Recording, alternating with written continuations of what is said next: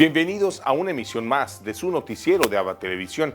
Mi nombre es Cristian Romero y estas son las noticias. El Papa Francisco sale del Vaticano al alba para homenajear a la Inmaculada Virgen y evitar aglomeraciones. Todavía era oscuro en Roma cuando Francisco llegó a la Piazza di Spagna para homenajear a la Inmaculada Concepción. Francisco bajó del Ford Focus azul en medio de la lluvia, llevaba mascarilla y lo protegieron con un paraguas. Algunos bomberos estaban esperándole. Cada año, ellos, a esa hora, colocan una corona de flores en la estatua de la Virgen. Este año les acompañó el Papa, que también dejó un cesto de flores. Luego Francisco permaneció en silencio rezando durante unos instantes. A continuación, el Papa se desplazó a otro punto de Roma, la Basílica de Santa María la Mayor. Allí lo esperaba el cardenal arcipreste Stanislao Rilko. Francisco depositó otro ramo de flores, esta vez ante la Salus Populi Romani, patrona de la ciudad eterna. Luego bajó a la cripta para celebrar misa en privado. Francisco celebró con mucho recogimiento y rodeado de poquísimos colaboradores. Luego regresó al Vaticano. La idea de ir al alba fue para evitar aglomeraciones.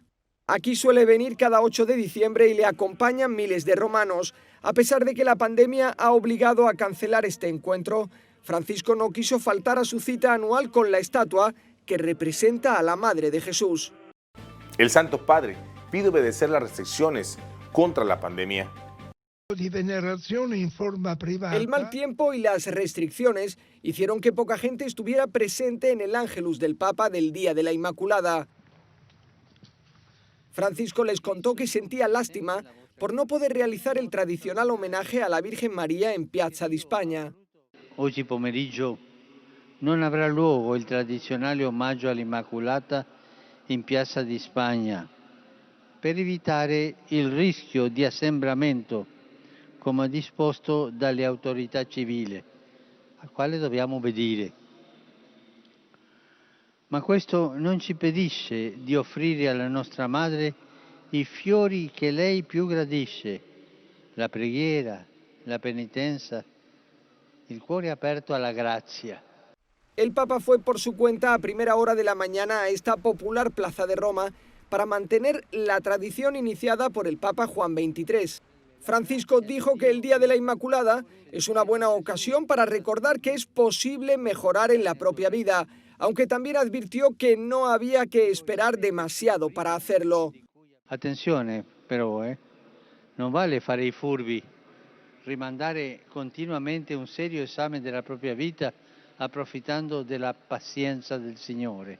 Francisco recomendó seguir el ejemplo de la Virgen María y sugirió tomarla como inspiración.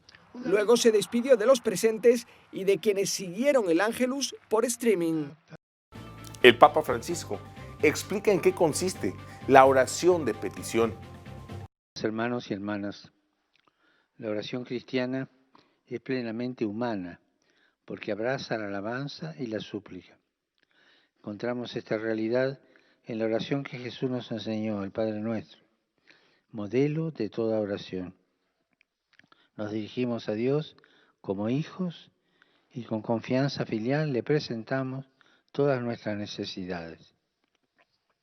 Le suplicamos los dones más sublimes, empezando con la santificación de su nombre y la venida de su reino, y también los dones más sencillos, como el pan de cada día, que incluye salud, casa, comida, necesario para nuestra vida corporal, y también la Eucaristía para nuestra vida espiritual.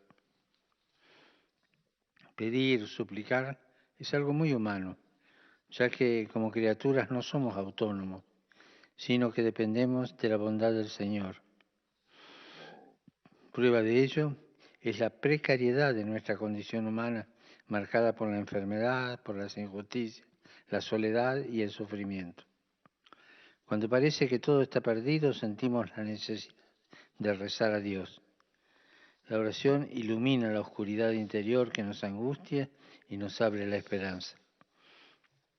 Nosotros, seres humanos, compartimos esta invocación de ayuda al Señor con toda la creación que lleva impreso el anhelo de Dios y ansía alcanzar su realización. Y nuestro consuelo es la seguridad de que Él escucha siempre nuestras súplicas y responde a nuestros ruegos como Padre amoroso. Saludo cordialmente a los fieles de lengua española. Hoy conmemoramos a San Juan Diego, a quien Nuestra Señora de Guadalupe escogió como su enviado, que a través de su intercesión presente a la Virgen los países de América Latina, damnificados por la pandemia y los desastres naturales, para que ella, como madre, salga al encuentro de sus hijos y los cubra con su manto. Pidamos además al Señor que infunda en nosotros su Espíritu Santo, para que vivifique nuestra oración y transforme nuestro corazón, abriéndolo al servicio de la caridad. Que el Señor los bendiga a todos. Dominus vobiscum. Et cum spiritu tuo. Sin nomen Domini benedictum. Ex hoc nunc et usque in saecula. Aiutorium nostrum in nomine Domini. Qui feci caelum et terram. Benedicat vos omnipotens Deus, Pater, et Filius, et Spiritus Sanctus.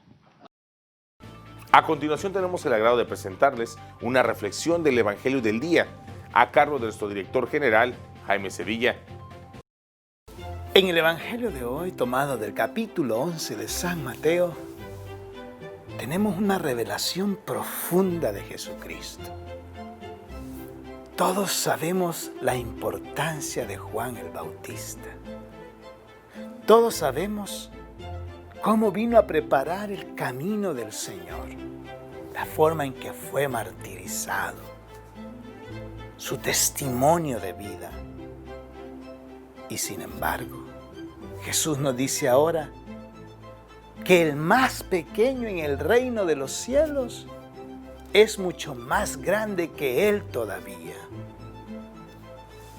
Hoy el Señor nos llama la atención y nos dice que debemos de ser humildes, por muy alto que subamos, que debemos de ser sencillos, por mucho poder que tengamos, porque en el reino de los cielos las cosas se miden diferente y al final nos juzgarán por el amor que dimos a los demás, por el servicio desinteresado que dimos hacia los demás, por el bien común por el cual luchamos, por aquella renuncia que hicimos a nosotros mismos para ofrendarnos a los más necesitados.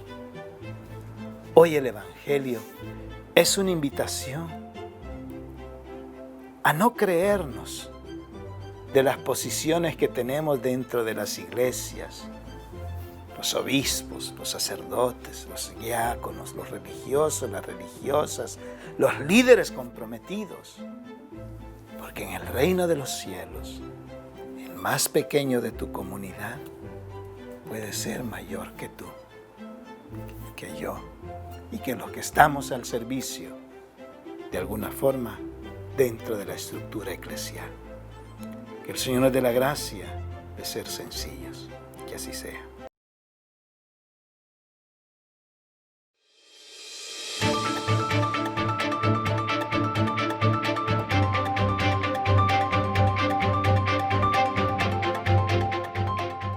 El Papa Francisco nos explica su nueva carta sobre San José.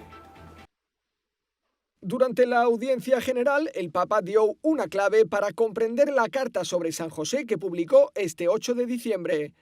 La carta recuerda el 150 aniversario de cuando San José fue nombrado patrón de la Iglesia Universal. L'ho intitolata Con cuore di padre. Dio gli ha affidato i tesori più preziosi, Gesù e Maria, e lui ha corrisposto pienamente con fede, con coraggio, con tenerezza. Con cuore di padre.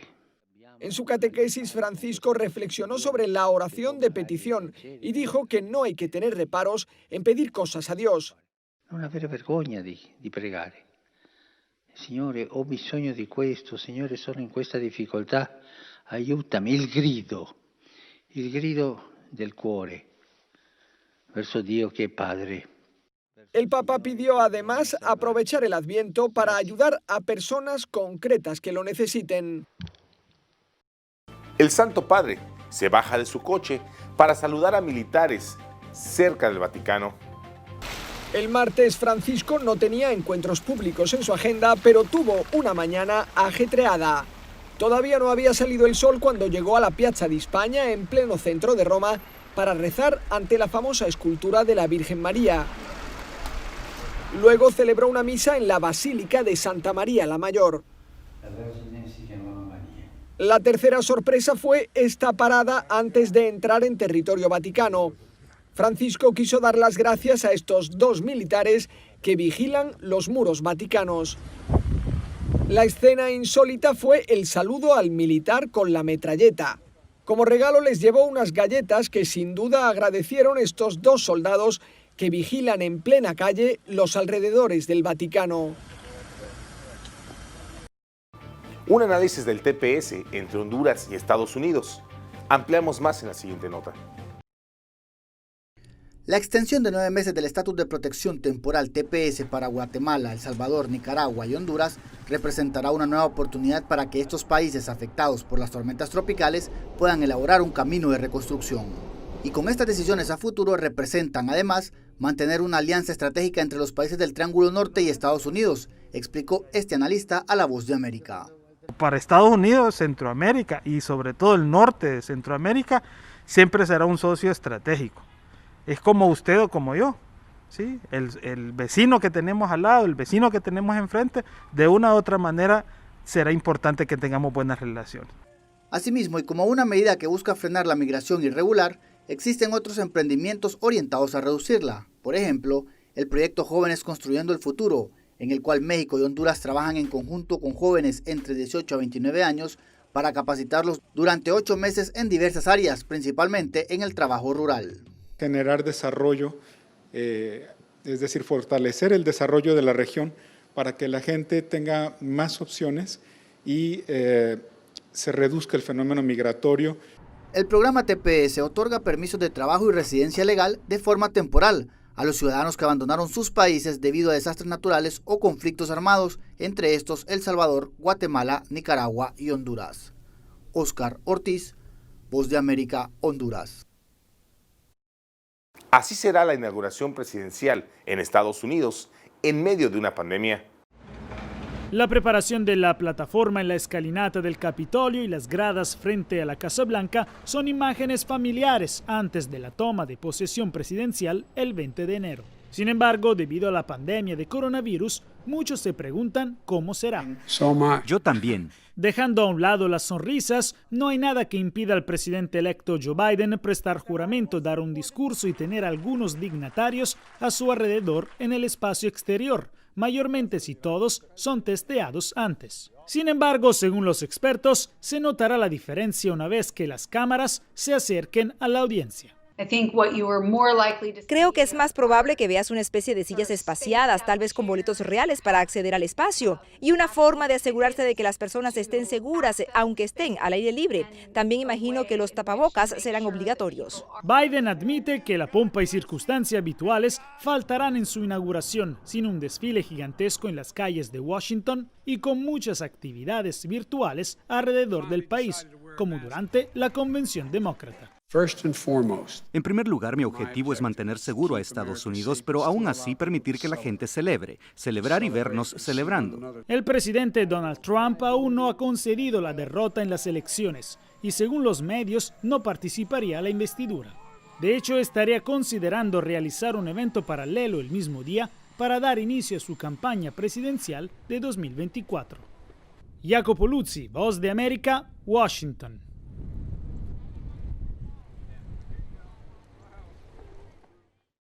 Ahora nos vamos a Sudamérica con nuestro amigo el padre Manuel Rodríguez Rodríguez, misionero claretiano de nuestra cadena hermana JN19 Televisión, con un reportaje especial desde Lima, Perú, de lo que ocurre en ese país. Reporta para la cadena de televisión ABA y JN19 del Perú el padre Manuel Rodríguez, misionero claretiano, desde Lima. La noticia quizás más importante es que el gobierno ha hecho ante la comisión del Tribunal Constitucional la demanda de anular lo que el Congreso ha aprobado para retirar fondos de la Organización de Pensiones del Perú. El presidente del gobierno ayer hizo un breve viaje a Ayacucho, a la Pampa de la Quinua. Allí explicó la situación como se encontraba, no hizo ninguna manifestación más y se volvió. Los 80 alcaldes que fueron allí esperando que diese pues algún presupuesto para aquella región han quedado un tanto decepcionados. Ante el Congreso hay manifestaciones, por una parte los mineros de Cerro de Pasco, porque la empresa pues les ha dado el cese colectivo, la solución perfecta, y desde julio pues no cobran.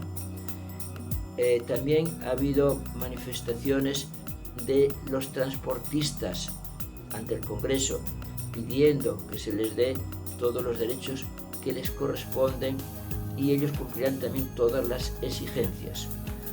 Los cultiveros han hecho también un bloqueo en la Panamericana Sur. Hay un partido que está claramente abogando para que se quite la inmunidad parlamentaria. Enfermeros y enfermeras que dependen del Ministerio de Defensa han hecho también una manifestación porque están sin recibir bono alguno y lo necesitan. Para el día 15 ya las empresas tienen que haber dado la gratificación, que es otro sueldo más el 9%. También los transportistas siguen haciendo ahora normalmente todo su trabajo para provincias, para todas las partes del Perú. En las 24 últimas horas han fallecido 54 personas. Parece que sigue avanzando ahora el contagio, está rebrotando en algunos lugares. De los 25 gobernadores que hay en Perú, 19 están siendo investigados por corrupción, por mal manejo de fondos. La Organización Mundial de la Salud ha dicho que para América la vacuna va a tardar todavía varios meses. Y también decir cómo el 40% del aforo es el que se va a exigir para la apertura de los cines. Reportó desde Lima el padre Manuel Rodríguez, misionero claretiano.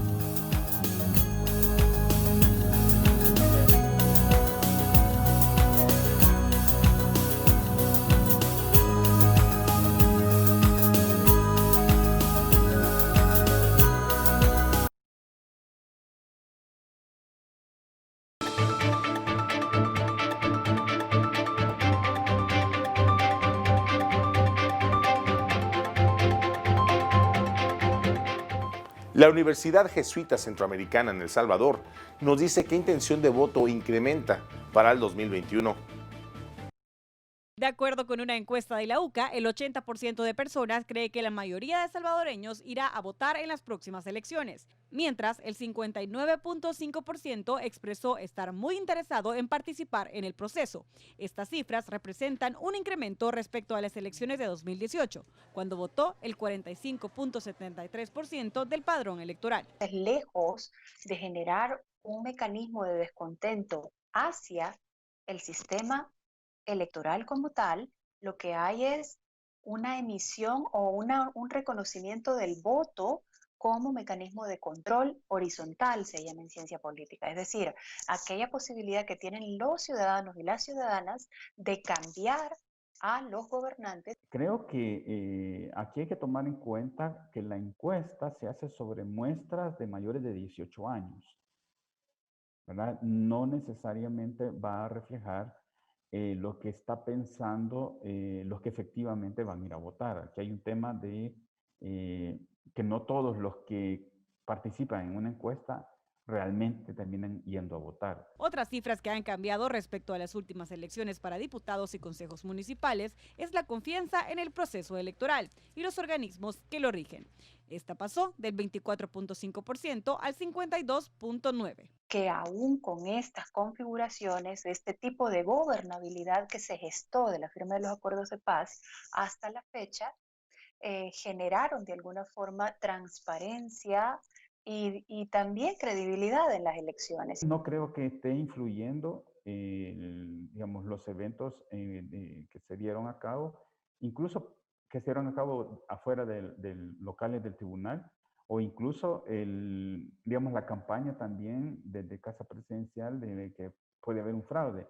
Si no, esos valores tendrían que haber sido más altos si la percepción fuera, digamos, se debiera a eso. Mientras, la confianza de la población en el Tribunal Supremo Electoral también incrementó, según la UCA.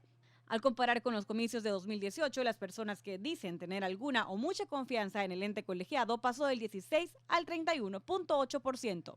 Y las que expresan poca o ninguna confianza en el tribunal disminuyeron del 84 al 67.2%. Entonces, el tribunal anterior es el que tenía había levantado la confianza después de que venía de un nivel bastante bajo, y con la realización de las elecciones de 2019 sin ningún problema, porque además las elecciones eran relativamente sencillas, entonces la confianza se elevó. La encuesta fue realizada con una muestra a nivel nacional que abarcó los 14 departamentos, en zonas urbanas y rurales. La UCA le atribuye un nivel de confianza del 95%.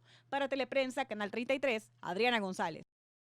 Hoy, 10 de diciembre, en el Santuario de la Iglesia, celebramos el Día de la Virgen de Loreto. Cuenta la leyenda que la casa de Nazaret, en la que María recibió el anuncio del arcángel Gabriel, en la que Jesús vivió la mayor parte de su vida y que los primeros cristianos recién resucitado el Salvador convirtieron en lugar de peregrinación y celebraban misa en ella, corría peligro porque al tomarse los musulmanes Tierra Santa en 1291, buscaban destruir todo lo que hiciera referencia a la vida de nuestro Señor Jesucristo y sus seguidores pedían a Dios que la preservara. Una noche cualquiera desapareció, dejando apenas sus cimientos y la parte posterior, que era una gruta labrada en la roca, hoy es parte de la Basílica de la Anunciación de Nazaret, y fue depositada por los ángeles, según el testimonio del cura del lugar y sus habitantes, en la localidad de Terzato, en la actual Croacia. Allí inclusive existe actualmente una réplica. Y 3 años después, el 10 de diciembre de 1294, los mismos serafines la izaron y la llevaron a un bosque de laureles, de ahí el nombre de Loreto, en las cercanías de Recanati, en Italia, en donde aún se mantiene dentro de la basílica erigida para protegerla. Consta de 3 paredes, la cuarta era la entrada de la gruta, conserva las dimensiones originales, 9 metros 52 centímetros de larga por 4,10 de ancha y 4,32 de altura. Sus paredes están hechas de piedra rojiza, característica de la región de Nazaret, y la viga de la puerta es de cedro libanés que, datada con carbono 14, pertenece a la época de Jesús, y la estructura, que se sostiene asentada sobre el suelo sin ningún fundamento, ninguna base, encaja perfectamente con las bases de la casa original que están intactas en la Basílica de la Anunciación de Nazaret.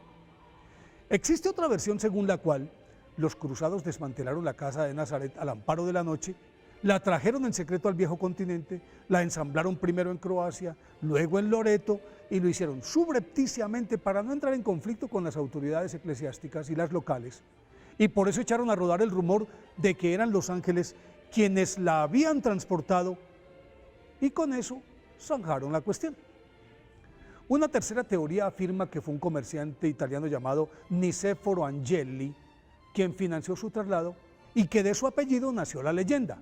Lo cierto del caso es que los diversos estudios realizados a lo largo de casi un milenio, incluyendo los que actualmente se adelantan, concluyen que en efecto es la auténtica casa de Nazaret y justifican sus conclusiones basados en la composición de sus materiales, la técnica de construcción, el labrado de sus piedras y el pegamento utilizado para unirlas, una mezcla de sulfato de calcio y polvo de carbón que nunca fue usado en Europa, pero sí era muy común en la Palestina de los tiempos de Jesús.